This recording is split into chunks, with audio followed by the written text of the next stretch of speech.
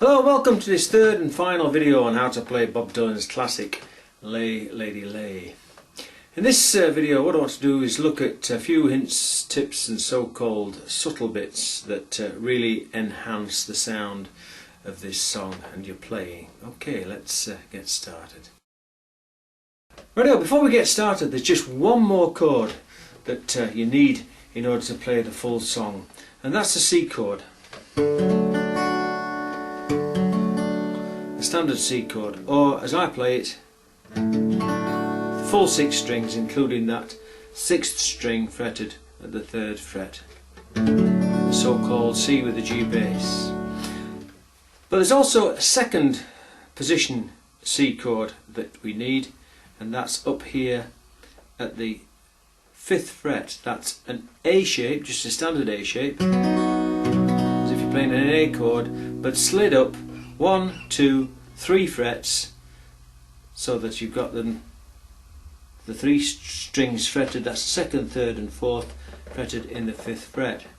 Now you can play also that 5th string fretted at the 3rd fret, or a full bar. But what I do in this song is just go the easy route and just play an A shape and strum the 4th, 3rd and 2nd strings basically. It doesn't matter if you hit the 1st string because that's an open E. Well, it would be an open E if we hadn't got a capo on, of course. And that's it, that's all you need, a nice simple chord, the A chord up at the 5th fret, as an alternative to that first position C chord. Okay? Righto, let's move on. Well, at this point what I'm going to do is to show you just a little technique which is taken probably straight from Mark Knopfler's book of how to play guitar, and that is to pluck simultaneously 3 strings using your thumb and your 1st and 2nd fingers held together like so. And the 3 strings we're going to be plucking are the 3rd, 2nd and 4th strings. The 2nd, 3rd and 4th strings, get them in order, Jim. On a C chord.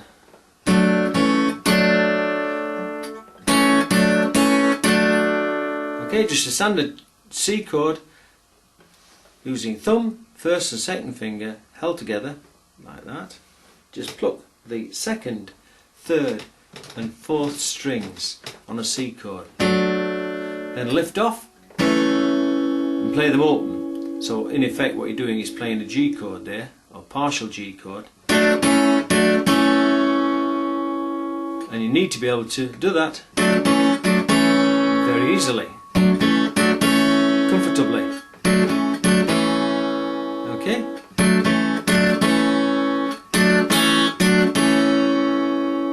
Useful technique to have in other songs as well as this one. And then using that same technique here with that A chord moved up to the 5th fret to give you a partial C chord.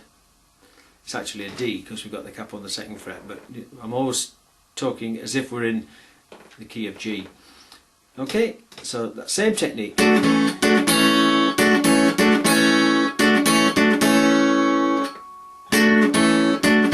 Just lifting the fingers off. So you've got a C and a partial G, or a partial C and a partial G.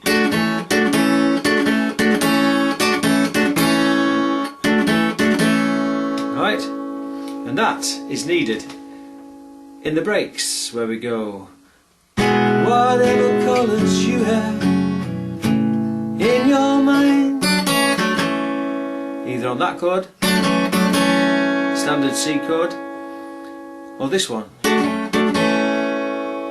C in the 2nd position up at the 5th fret. Whatever colours you have in your mind, I'll show them to you. Can you see them shine? Lay, lady, lay. So play across my big brass bed.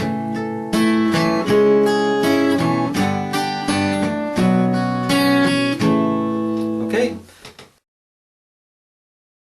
Righto, now if you're not that confident using that Mark Knopfler style pluck or pinch, until you are, what you can do is just simply strum those strings with maybe your first finger, like this.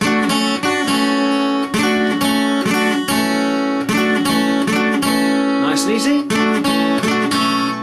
On the second position C and on the first position C.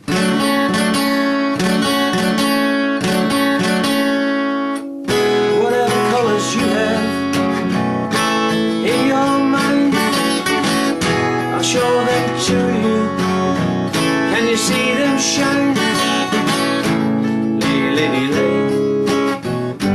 lay across my big brass bed.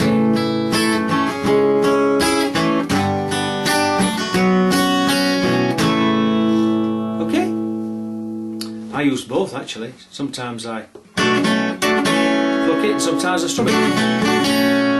Okay, good to have both in your arsenal. Okay, let's move on.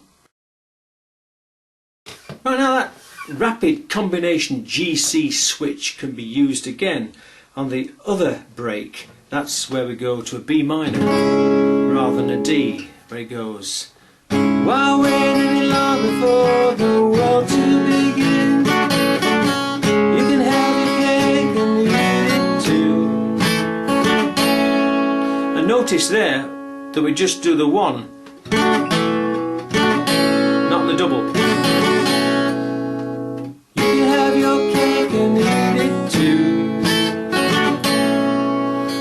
While waiting longer for the one you love, when he's standing. But I want to turn attention now to what I regard in the song as le pièce de résistance. Please excuse my French. A simple little riff that I think really makes the song, and it's this. Nice and simple. Just three strings, first, second and third. First one open, third string, second string at the third fret, then open, then the third string open.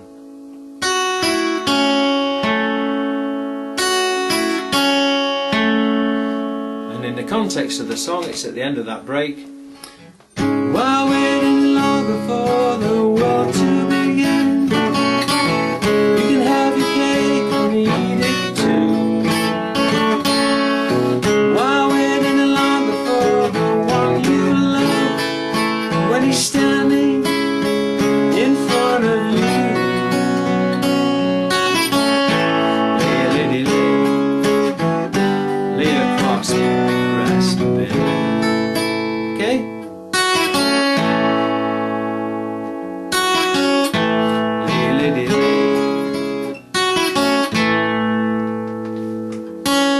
Do it slow.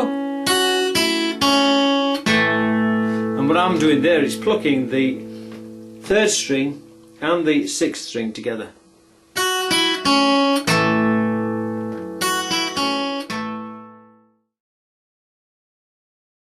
Well, I want to take a look now at the song ending, the so-called outro, which is based around four chords: G, A minor, B minor and C, and finishing on G.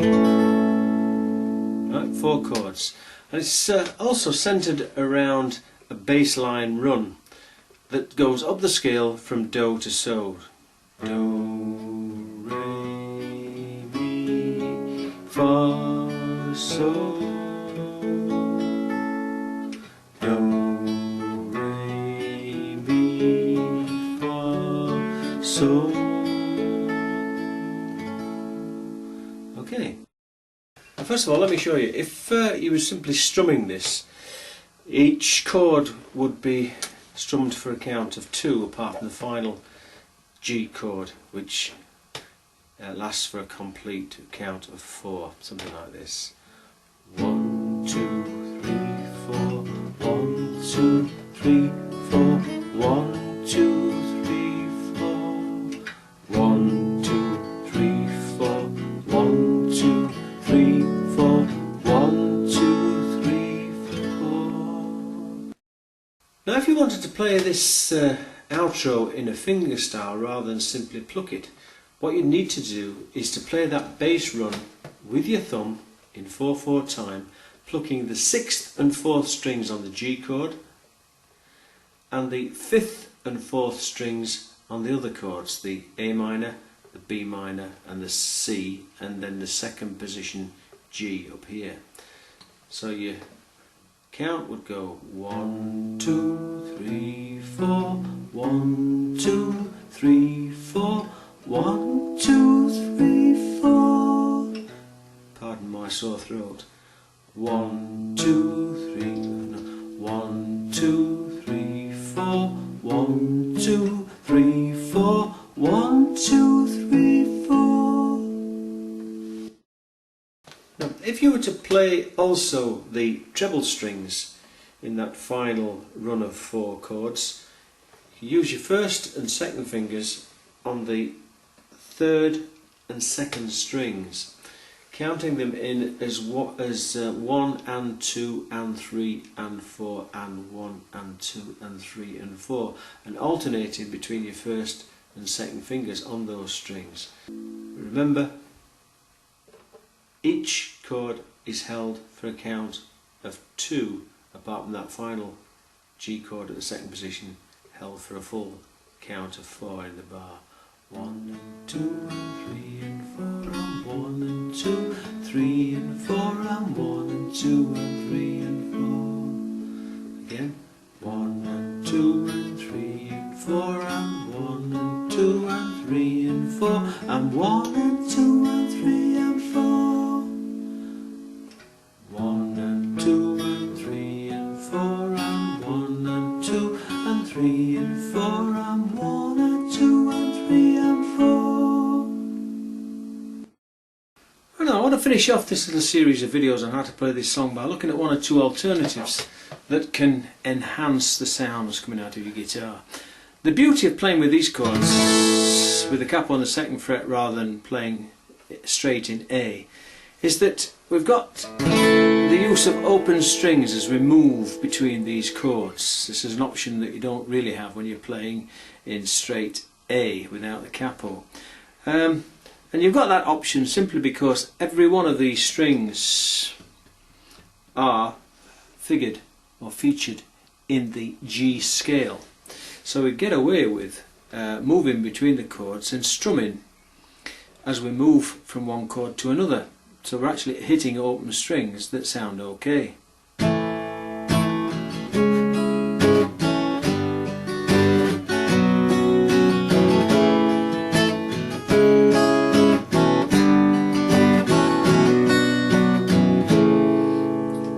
Okay, see what I mean? So that's one of the reasons why I think it's better to play this song this way. And also you can drop into that A minor chord on the outro of the song like this.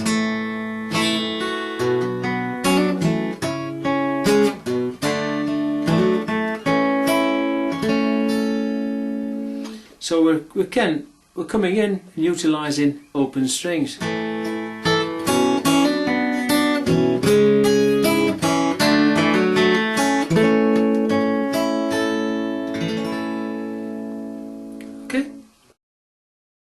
Now, if you don't have a capo to hand and you have to play in the original form, that is to use the bar chords predominantly in this song, or if you prefer it that way, then this is what you get. You've got here what would be, with the capo on here, a G chord, but if we ignore the capo, we're on the 1, 2, 3, 4, 5, the 5th fret, 6th and 7th, so we're actually playing an A chord there.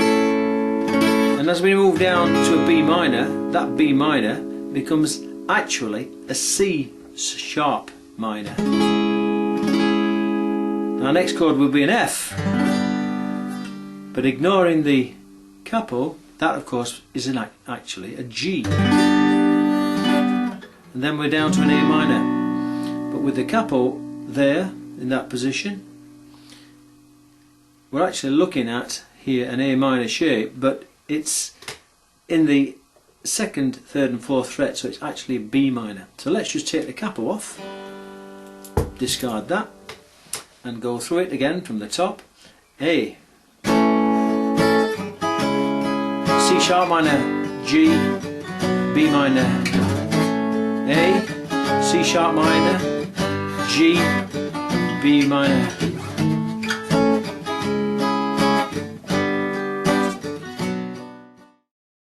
Now, when you come to the break, of course, you can't play a D chord and an E minor chord.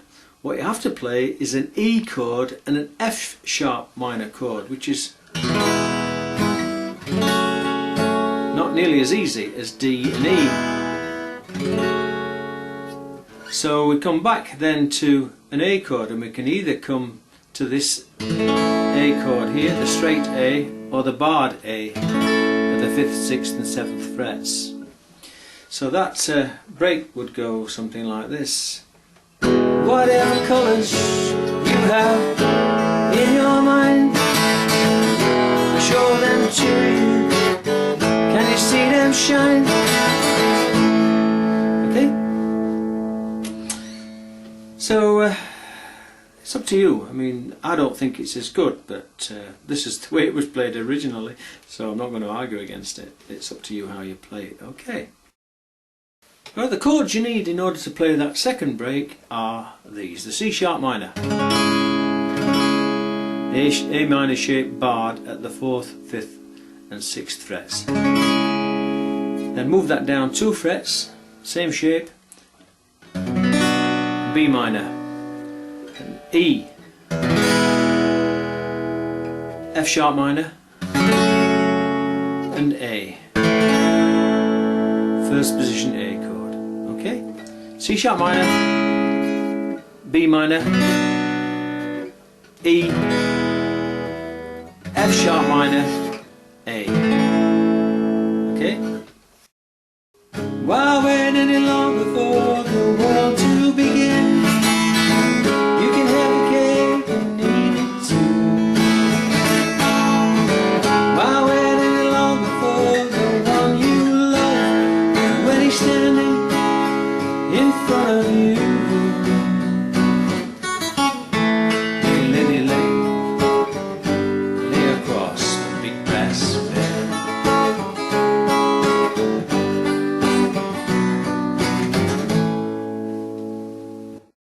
And so to the final bit, the outro. What you can do here is start on a simple A chord,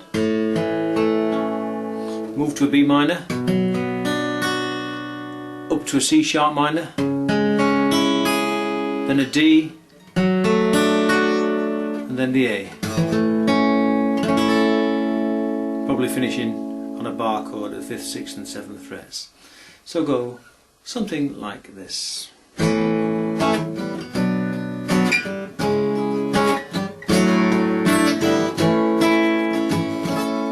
Again.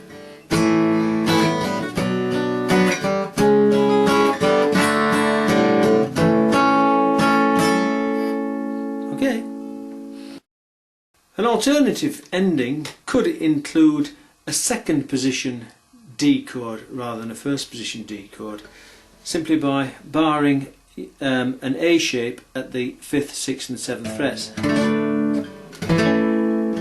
Being careful, if you're doing it that way, not to pick that first string, but just pluck your 6th, 5th, 4th, 3rd and 2nd, and to go like this.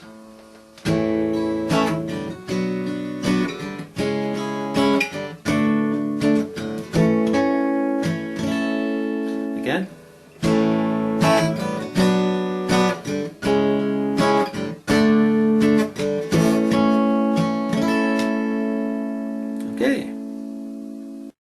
Okay, that's it folks. Once again, hope this little series of videos has been useful to you, and you get a lot of pleasure out of playing and singing this song. Good luck with it. All the best for now. See you later. Ta-da.